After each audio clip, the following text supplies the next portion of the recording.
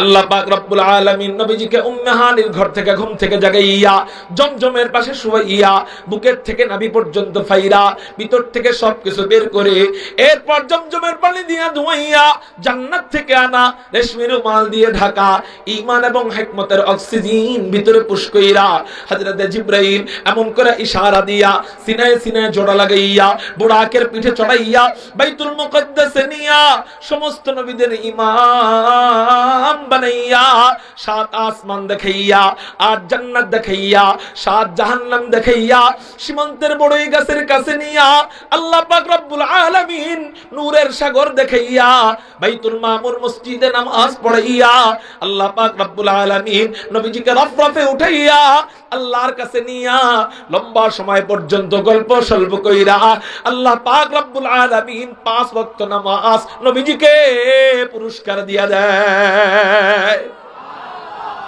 আরেকটু বিস্তারিত যদি বলতে যাই, নবীজিকে আল্লাহ পাক রব্বুল আলামিন উম্মে হানির ঘর থেকে ঘুম থেকে জাগাইছেন, জমজমের পাশে শুয়াইছেন। হযরতে জিবরাইল এমন করে ইশারা দিবেন, সিনায় সিনায় খুলে গেছে। আল্লাহু আকবার। ভিতর থেকে কলব নামক বস্তুটা বের করে ঈমান এবং হিকমতের অক্সিজেন দিয়ে পুশ কইরা জমজমের পানি দিয়ে ধুইয়া হযরতে জিবরাইল আবার নবীজিকে এমন করে ইশারা করেন, আবার সিনায় সিনায় জোড়া লাইগা যায়। আপনি বলতে পারেন হুজুর সিনায় সিনায় জোড়া লাগলে তো অপারেশনের দাগ টাক থাকে, অপারেশন করলে 5 বছর পরেও তো ওই দাগ যায় না। আমার নবীজির সিনায় সিনায় যখন জোড়া লেগেছিল তখন কি দাগ চলে গিয়েছিল কিনা? বলে না না না, আল্লাহ পাক রব্বুল আলামিন নবীজির সিনায় সিনায় যখন হযরতে জিবরাইলের মাধ্যমে জোড়া লাগিয়েছিলেন তখন দাগ পড়া তো দূরের কথা, বরং আমার নবীর এই জায়গায় তাকাইলে মনে হইতো এই জায়গা দিয়ে নূরের তাজাল্লি বের হইতেছে। অপারেশন সাকসেসফুল হয়। হযরতে জিবরাইল দাঁড়ান, আরেকজন ফেরেশতাকে নিয়েছিলেন, উনার নাম হযরতে মিকাইল। হযরতে মিকাইলও দাঁড়ান, নবীজিও দাঁড়ান। একজন দাঁড়ায় না, হযরতে জিবরাইল দাঁড়ান, নবীজি দাঁড়ান। হযরতে মিকাইল দাঁড়ায় কিন্তু আরেকজন দাঁড়ায় না, আরেকজন বসে গেছে, আরেকজন বসে রইছে। হযরতে জিবরাইল পিঠের মধ্যে ওই ব্যক্তির ওই জনের পিঠে থাপ্পড় দেয়, এই দাঁড়া। কে দাঁড়ায় না বলতে পারবেন আপনারা? কে বলতে পারবেন? হ্যাঁ বলেন, জোরে বলেন। বুরাক দাঁড়ায় না, কয় আজরাইল দাঁড়ায় না বলে। বুরাক দাঁড়ায় না, জোরে বলেন কে দাঁড়ায় না? বুরাক দাঁড়ায় না। এই বুরাক কেন আল্লাহ জমিনে পাঠিয়েছিলেন? কি জন্য আল্লাহ জমিনে পাঠিয়েছিলেন? বলে আল্লাহ বুরাক পাঠানোর কারণ হলো নবীজিকে আল্লাহ পাক রব্বুল আলামিন এতটাই বেশি ভালোবাসেন, এতটাই বেশি মহব্বত করেন। বলে নবীজি থাকে দুনিয়ায়, আল্লাহ নবীজির জন্য জান্নাতি যানবাহন দুনিয়ায় হাজির কইরা দেয়। এই বুরাকটা কেমন হাদিসের মধ্যে পাওয়া যায়। এই বুরাকের 2টা পাখনা আছে। এই বুরাকটা কেমন? বলে খচ্চরের মতো না, আবার গাধার মতো না। এই বুরাকের চেহারা সুন্দরী রমণীদের মতো দেখা যায়। এই বুরাকের চলার গতি কেমন? নবীজি হাদিসের মধ্যে বলেন এই বুরাকের চলার গতি হলো বুরাকের চোখের দৃষ্টি যত দূর যায় বুরাক একটা করে লাফ দেয়। এই বুরাক বৈশারিস আল্লাহ নবীজিকে এই বুরাককে পাঠাইছে নবীজিকে নেওয়ার জন্য, কিন্তু বুরাক দাঁড়ায় না। হযরতে জিবরাইল বলে বুরাক কিরে দাঁড়াস না কেন? হযরতে মিকাইল বলে দাঁড়া। নবীজি বলে দাঁড়া। বুরাক বলে না, আমি তো এত সহজেই দাঁড়াবো না। কেন দাঁড়াবি না? বুরাক জবাব দেয় আল্লাহ পাক রব্বুল আলামিন আজকে আমাকে যেই সুযোগ দিয়েছেন এই সুযোগ আমি হাতছাড়া করতে চাই না। হযরতে জিবরাইল বলেন এই বুরাক তুই মনে হয় চিনতে পারস নাই তোর পিঠের মধ্যে কে উঠবে, তুই মনে হয় তুই চিনতে পারস নাই, এই জন্য দাঁড়াইতেছস না, এই জন্য গরিমসি করতেছস, এই জন্য বৈশা রইছস। তোর পিঠের মধ্যে উঠবে হাদিয়ে কুল ফখরে রাসূল ইমামুল আম্বিয়া সাইয়্যিদুল আম্বিয়া সাইয়্যিদুল খালায়েক আহমদ মুজতাবা মুহাম্মাদুর রাসূলুল্লাহ সাল্লাল্লাহু আলাইহি ওয়াসাল্লাম। তুই বৈশা রইছস কেন? বুরাক জবাব দেয় ও জিবরাইল তুমি যেমনে নবীজির পরিচয় আমার কাছে দিলা তুমি মনে করছো আমি নবীজিকে চিনি নাই। ও জিবরাইল শোনো, আমি কিন্তু নবীজিকে তোমার থেকে একটু কম চিনি না। আমি কিন্তু নবীজিকে তোমার থেকে একটু কম চিনি না। কয় তুই কেমনে চিনলি? আমি তো মাত্রই তোরে আইনা পরিচয় করায়া দিলাম, তুই নবীজিরে কেমনে চিনলি? বুরাক জবাব দেয়, ও জিবরাইল, তুমি যখন আমারে জান্নাত থেকে নিয়ে আসতেছিলা তখন আমি জান্নাতের ডাইনে বামে তাকাইতেছিলাম, জান্নাতের দরজার থেকে যখন বাইর হইলাম তখন জান্নাতের ডানে বামে তাকাইতেছিলাম। হঠাৎ করে আমার নজরে পড়ল জান্নাতের বিশাল বড় গেট। জান্নাতের কত বড় গেট? বলে জান্নাতের গেট লম্বা কতটুক এটা আমি জানি না, কিন্তু জান্নাতের পাশ কতটুক নবীজি হাদিসের মধ্যে বলেন 40 সানা।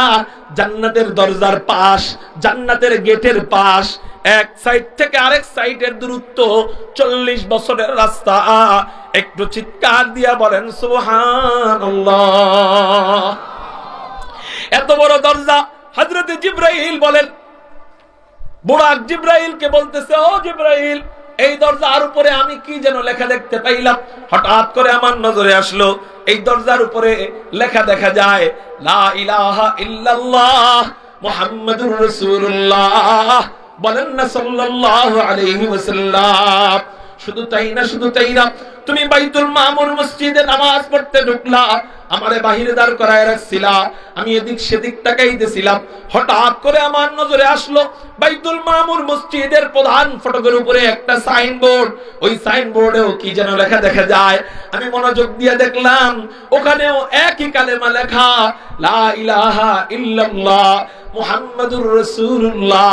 শুধু তাই না, শুধু তাই না, একটা একটা করে আসমান পার হইলাম। প্রত্যেকটা আসমানের একটা করে গেট, প্রত্যেকটা গেটের উপরে একটা করে সাইনবোর্ড, প্রত্যেকটা সাইনবোর্ডে একই কালেমা লেখা, আশহাদু আল্লা ইলাহা ইল্লাল্লাহ ওয়া আশহাদু আন্না মুহাম্মাদান আবদুহু ওয়া রাসূলুহু। ও জিবরাইল, তুমি মনে কইরো না নবীজিকে তুমি একাই চিনো, আমিও কিন্তু নবীজিকে তোমার থেকে একটু কম চিনি না। আমি কিন্তু তোমার থেকে একটু কম চিনি না। আচ্ছা ঠিক আছে, চিনছস, ভালো কথা, এখন কি করতে হবে বল? আজকে আমি যে সুযোগ পাইছি এই সুযোগ হাতছাড়া করতে চাই না। কয় কি সুযোগ? আমি শুনতে পাইছি হাসরের ময়দান থেকে যারাই জান্নাতের দিকে যাবে আল্লাহ পাক রব্বুল আলামিন জান্নাতীদের জন্য নাকি একটা করে বুরাক জান্নাতের ভিতর থেকে বের করে দিবেন। অতএব নবীজিও তো জান্নাতে যাবে, নবীজিও তো বুরাকের পিঠের মধ্যে চড়ে যাবে। আমার কথা হইল আজকে আমি নবীজিকে নিতে আসছি, নবীজি যদি আমাকে ওয়াদা দেয় হাসরের ময়দান থেকে তার বিশাল বড় উম্মতের কাফেলা নিয়া নবীজি যখন জান্নাতের দিকে আগাবে, তখন যেন নবীজি আমাকে ভুলে যায় না। আমি বুরাকের পিঠের মধ্যে নবীজি চইড়া যেন জান্নাতে যায়, এই ওয়াদা নবীজি আমাকে দিলে আমি বুরাক দাঁড়াবো। না হয় আমি বুরাককে আল্লাহ সারাকে উদার করাইতে পারবে না।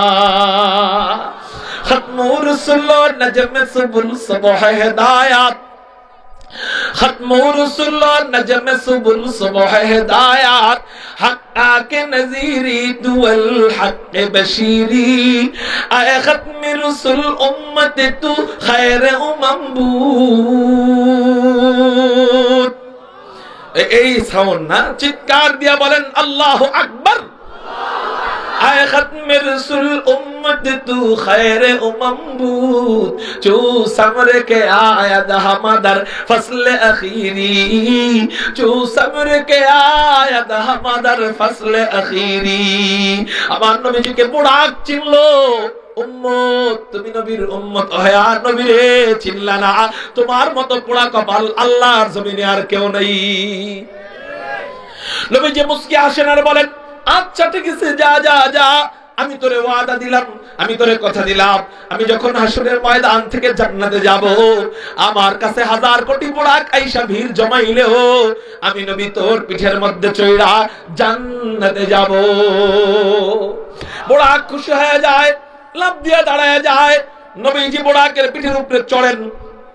আমি এই ঘটনাটা শুরু করছি কেন একটু পরে বুঝবেন, এখন বুঝবেন না, পুরা বয়ান শোনেন। নবীজি বুরাকের পিঠের উপরে ওঠে, বুরাকের পিঠের উপরে যখন ওঠে হঠাৎ করে পা নামায় ফেলে। হযরতে জিবরাইল বলেন, ইয়া রাসূলুল্লাহ, ইয়া হাবিবাল্লাহ, আপনি বুরাকের পিঠের উপর থেকে পা নামায় ফেললেন কেন?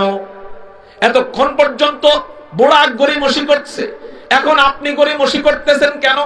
আপনার জন্য আল্লাহ এত সুন্দর বুড়াক পাঠাইছেন, আপনি বুড়াকের পিঠের উপরে চড়তেছেন না কেন? আপনি বুড়াকের পিঠের উপরে বসতেছেন না কেন?